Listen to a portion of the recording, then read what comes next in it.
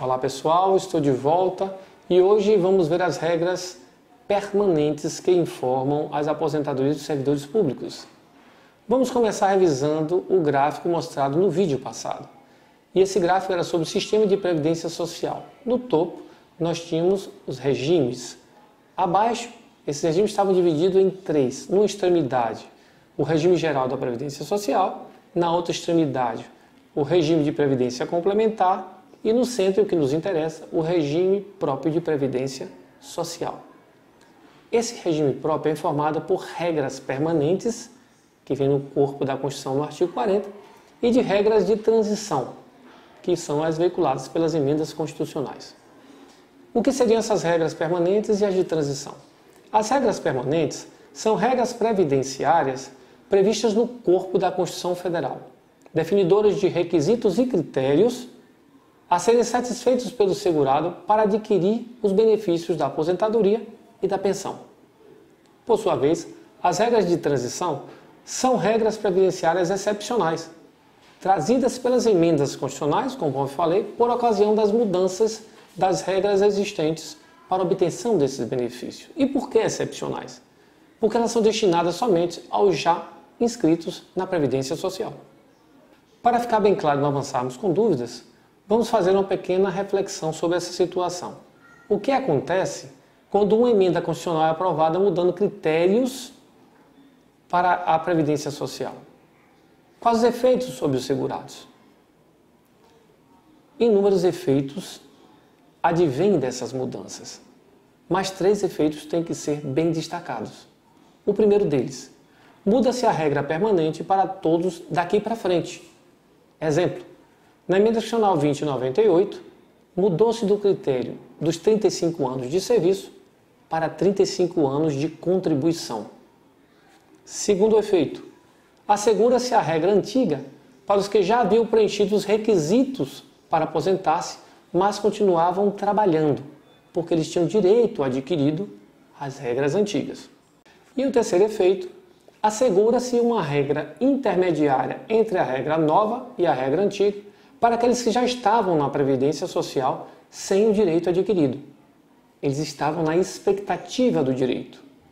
Ou seja, para esses, cria-se regras de transição.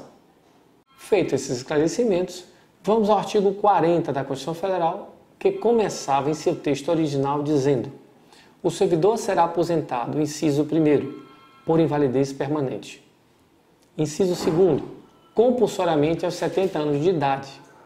Inciso 3º, voluntariamente aos 35 anos de serviço público. Com a rápida leitura do artigo 40, já se percebe que nem dos servidores ativos inicialmente era exigida a contribuição previdenciária. Essa só passou a ser exigida com a emenda constitucional 93, 3 de 93, que introduziu o parágrafo 6º ao artigo 40 da Constituição Federal. E o que é que dizia esse parágrafo 6º?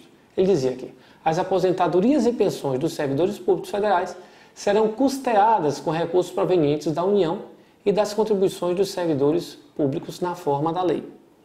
A partir daqui, então, o servidor público passou a contribuir para a Previdência Social. Outras mudanças viriam com as demais emendas constitucionais, mas todas elas tinham algo em comum. E o que era isso? A forma prejudicial das novas regras sobre a vida dos segurados e seus dependentes. Vamos nos ater apenas às regras permanentes vigentes hoje no país, que prevêem 4 tipos de aposentadorias. A primeira delas é a aposentadoria por invalidez permanente, com proventos integrais para invalidez qualificada e com proventos proporcionais para invalidez simples, calculados pela média. Esta é a média aritmética simples das 80% maiores contribuições que o segurado fez para a Previdência Social. Segundo, a aposentadoria compulsória aos 75 anos de idade, com proventos proporcionais ao tempo de contribuição, também calculado pela média. Terceiro, a aposentadoria voluntária por idade e tempo de contribuição, com proventos integrais para os que tenham a idade de 60 anos e 35 de contribuição, no caso dos homens, e 55 anos de idade e 30 anos de contribuição para as mulheres, mais 10 anos no serviço público e 5 anos no cargo efetivo em que se dará aposentadoria, calculados pela média. Por último, a aposentadoria voluntária por idade, com proventos proporcionais para os que tenham a idade de 65 anos dos homens, 60 anos no caso das mulheres e mais 10 anos no serviço público e 5 anos no cargo efetivo em que se dará a aposentadoria, também calculados pela média. E para aqueles que não sabem o que é aposentadoria calculada pela média, não se preocupe, pois vamos retornar ao tema quando falarmos sobre as regras de transição, sobre a integralidade e sobre a paridade. Até o próximo vídeo.